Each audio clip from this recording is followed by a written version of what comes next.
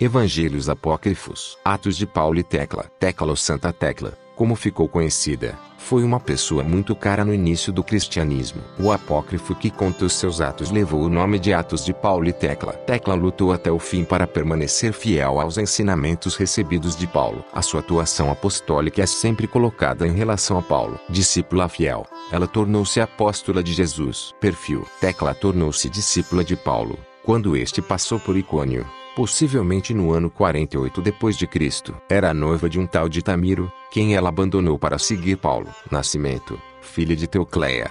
Tecla nasceu na cidade de Icônio. Estado civil: já de casamento marcado com Tamiro. Tecla, tornando-se discípula de Paulo, manteve-se solteira e virgem consagrada. Morte: mesmo sendo condenada ao martírio, Tecla sobreviveu miraculosamente ao mesmo e morreu repousando num glorioso sono. 2. Principais feitos apostólicos narrados nos apócrifos: converter-se ao cristianismo, tornando-se discípula de Paulo, abandonar o noivo Tamiro para seguir Paulo, visita Paulo na prisão, viajou com Paulo para Tessalônica, enfrenta, em praça pública, Alexandre, que havia se apaixonado por ela, arrancando-lhe a coroa e rasgando sua capa. Condenada ao martírio, Tecla enfrentou e venceu as feras que iriam devorá-la viva. Diante do governador, professa fé em Jesus, batiza a si mesma, prega a palavra de Deus em Icônio e Seleucia. Disfarçada de homem, Tecla se encontra com Paulo, mantém-se fiel a Paulo até o fim. 3. Atos apócrifos de Tecla. A história de Tecla é contada nos apócrifos sempre em relação a Paulo. A piedade popular conservou esta história de fé,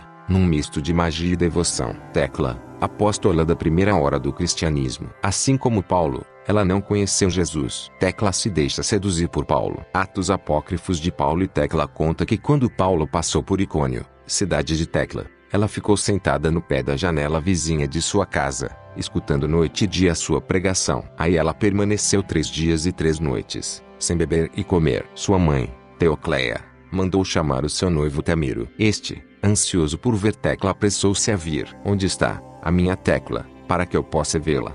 Exclamou. Teocleia acusou Paulo de seduzir as virgens da cidade com a sua pregação. De Tecla, ela disse que estava apaixonada pelo estrangeiro Paulo. Como aranha na janela, fascinada pelas suas palavras, está dominada por um desejo e uma terrível paixão, disse. Tecla visita Paulo na prisão. Tamiro articulou com Demas e Hermógenes denunciar Paulo ao governador Castélio. Reunido o povo, oficiais e chefes, ele logrou levar Paulo ao governador. Este mandou prender Paulo, até que se pudesse averiguar melhor os fatos. Sabendo do ocorrido, Tecla foge, à noite, de sua casa, suborna o porteiro e o carcereiro da prisão com pulseiras e espelho de prata, para encontrar-se com Paulo. E ali, ela permaneceu sentada, ouvindo a pregação de Paulo. Tecla, levada ao governador, permanece em silêncio. A visita de Tecla a Paulo na prisão teve como consequência a flagelação e expulsão de Paulo de Icônio. Atos de Paulo e Tecla relata que o governador ordenou que Paulo comparecesse perante o tribunal. Mas Tecla estava parafusada no lugar onde Paulo havia sentado na prisão. E o governador ordenou que ela também fosse levada ao tribunal e ela foi com uma alegria imensa. E quando Paulo compareceu no tribunal,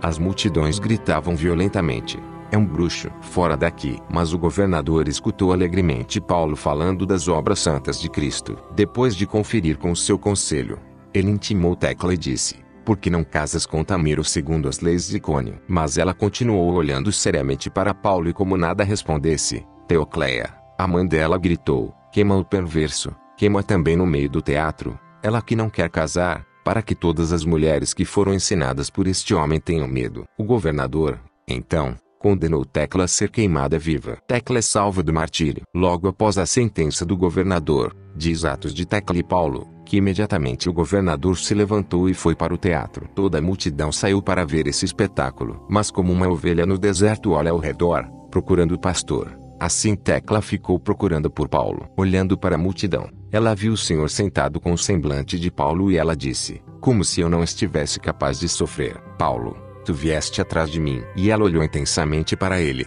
mas ele subiu para o céu. Os rapazes e as moças trouxeram lenha para que ela pudesse ser queimada. Mas quando ela apareceu nua, o governador chorou e admirou o poder que estava nela. Os algozes prepararam a lenha e mandou-na subir na pilha. Ela fez o sinal da cruz e subiu na pilha. Acenderam o fogo e, se bem que um grande fogo se alastrasse, não atingiu. Deus, tendo compaixão dela, provocou um ruído no subsolo e uma nuvem carregada de água e granizo cobriu o teatro por cima e derramou de vez, de maneira que muitos ficaram em perigo de morte. O fogo foi apagado e Tecla salva. 2. Tecla se encontra com Paulo e pede para segui-lo e ser batizada. Tecla saiu dali e encontrou-se com um dos filhos de Onesífero, que tinha ido à cidade para comprar pão para Paulo e sua família, que havia fugido com Paulo de Icônio para Dafné. O menino levou Tecla para encontrar-se com Paulo. Ela o encontrou rezando, em um túmulo, pela libertação de Tecla. Ambos se alegraram pelo ocorrido. Ali mesmo, eles celebraram a Eucaristia. Tecla quis cortar os cabelos para seguir Paulo,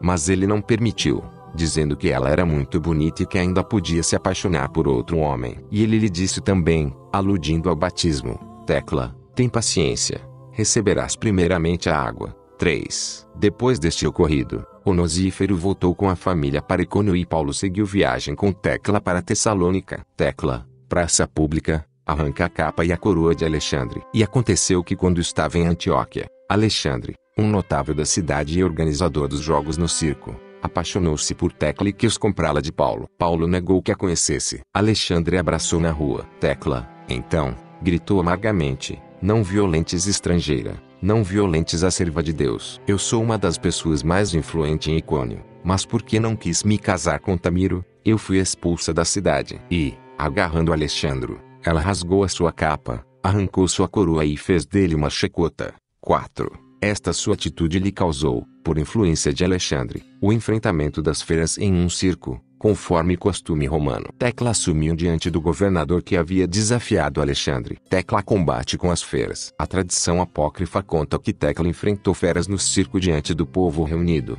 Alexandre, o governador e, sobretudo, mulheres e crianças. Antes, porém, uma rainha de nome Trifena a tomou sob sua proteção, em substituição à sua filha Falconila, que havia morrido. Assim, Tecla se manteve pura, sem ser violentada, para o sacrifício. A primeira fera enfrentada por Tecla foi uma leoa. Tecla foi amarrada sobre ela e esta lambia os seus pés tranquilamente. No dia seguinte, Tecla foi levada a mando do governador para enfrentar leões e ursos. Trifena acompanhava. Tecla foi tirada de sua proteção, despida e jogada no meio das feras com um cinto nas mãos. Um urso e um leão que avançaram sobre Tecla foram mortos por uma leoa que defendia Tecla. A multidão das mulheres gritava pela sua morte. A leoa que defendia Tecla também morreu. Tecla se batiza e vence as feras. Enviaram muitas feras, enquanto ela, de pé, estendia suas mãos e rezava. Quando terminou de rezar, ela se virou e avistou um grande poço cheio de água e disse: agora está na hora de me lavar. Ela se jogou no poço,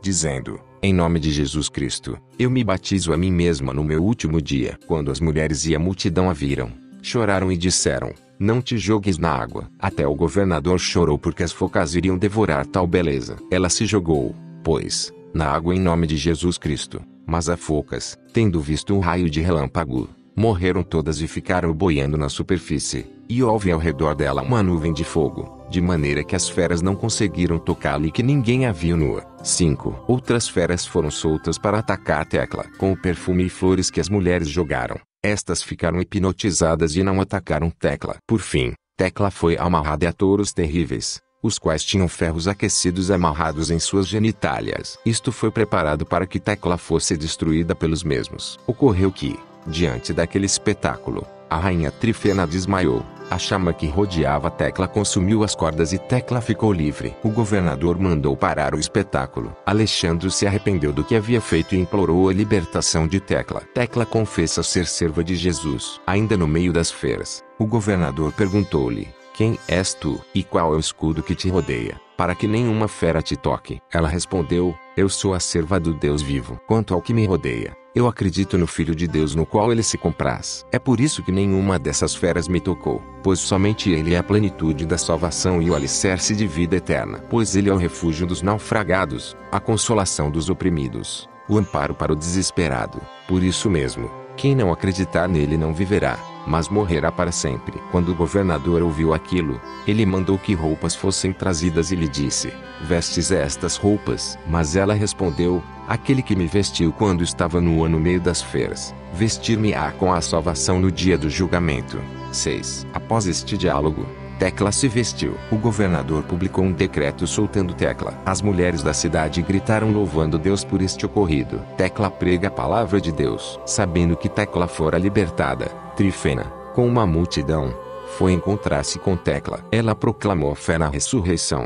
Acolheu Tecla em sua casa e lhe prometeu passar os seus bens. Tecla ficou ali 8 dias. Pregou a palavra de Deus. Muitas empregadas se converteram. Tecla, em traje masculino, encontra-se com Paulo. Sabendo que Paulo estava em Mira, Tecla vestiu uma capa que a fez parecer homem. Reuniu rapazes e moças e foi ter com Paulo. Quando este a viu com homens, pensou que uma nova tentação teria caído sobre ela. Tecla lhe disse que havia recebido o batismo. Paulo a conduziu para a casa de Hermias e ouviu a sua história. Tecla havia levado roupas e ouro, oferecidos por Trifena. Ela os deixou com Paulo. Tecla prega em Icônio. Após o encontro com Paulo, Tecla foi para Icônio pregar a palavra de Deus. Em Icônio, ela ficou na casa de Onesíforo. Ela prostrou-se sobre o lugar onde Paulo havia sentado e ensinado a palavra de Deus. Ela gritou: "Meu Deus e Deus desta casa onde a luz brilhou sobre mim, Jesus Cristo, Filho de Deus, meu Salvador na prisão, meu Salvador perante o governador, meu Salvador no fogo, meu Salvador no meio das feras, só Tu és Deus.